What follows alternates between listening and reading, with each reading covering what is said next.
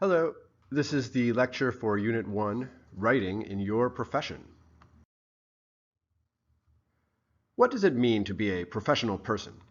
There are many different ways of answering this question. On the most obvious level, a professional person is simply someone who gets paid to do a particular kind of job. Someone who makes money as a pilot is a professional pilot. Someone who works as a nurse is a professional nurse, etc. As individuals advance within a certain profession, however, their professional identity often broadens out to include not only what they do, but also who they are.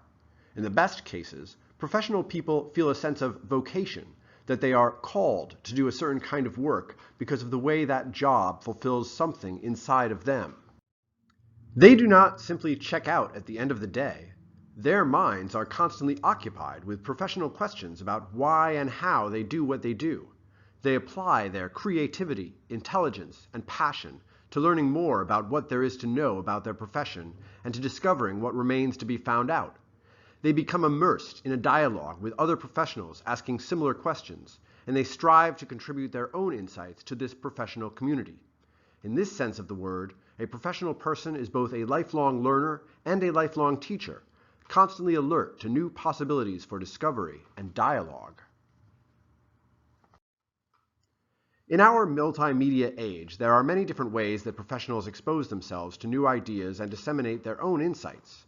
Web-based forums, listservs, video lectures, webinars, podcasts, and social media pages are just a few of the many channels through which professional groups and organizations promote the spread of new ideas.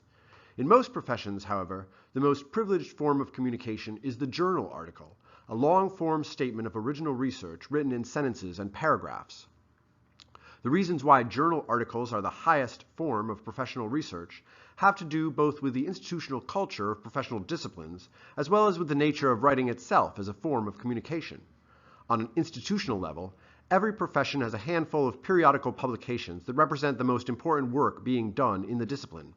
The contents of such a journal are compiled by editors and peer reviewers who are well established and highly esteemed in their profession and who act as gatekeepers who ensure that only the highest quality scholarship will be included in these top-tier publications. At the same time, most professions are also catered to by numerous second-tier publications who publish articles that, while still rigorously peer-reviewed, might be more niche-oriented or experimental than the kinds of work published in the top-tier journals. Readers of these journals know that the scholarship presented in these periodicals has been carefully proofread by the author, vetted by peer reviewers, and identified as significant enough to merit publication. For these reasons, placing an article in a top-tier journal is one of the most prestigious accomplishments that a professional person can achieve in their career. The other reason why a published article is the gold standard of professional communication has to do with the nature of writing itself. As anyone who has ever written a sentence knows, writing requires the translation of vague ideas into very specific words and phrases. The act of writing an idea down transforms the idea from an amorphous, intangible, and subjective experience into an objective formulation that can be understood and evaluated on its own merits. Writing a complete sentence commits a writer to a specific point of view, and this sentence then becomes a kind of foothold for other sentences to come along after it. As sentences accumulate, the ideas of the individual sentences, which might be relatively simple by themselves, accrete into increasingly complex formulations.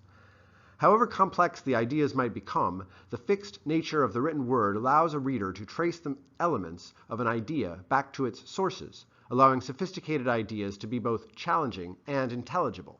At the same time, if there are gaps or flaws in the connections that hold a writer's ideas together, the fixed nature of writing makes it possible for an attentive reader to identify the lapses, contradictions, or inconsistencies in a written argument.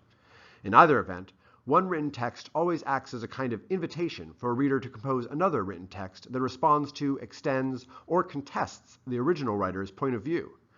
Writing makes ideas accessible for processing, elaboration, and consideration in a way that other forms of communication, however valuable they might be, do not.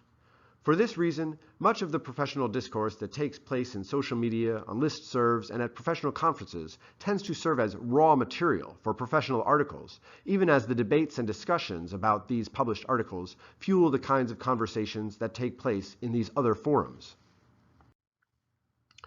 For this reason, One of the answers to the question, what does it mean to be a professional person, is that a professional person is someone who writes about their profession and who seeks to share their writing with a professional audience.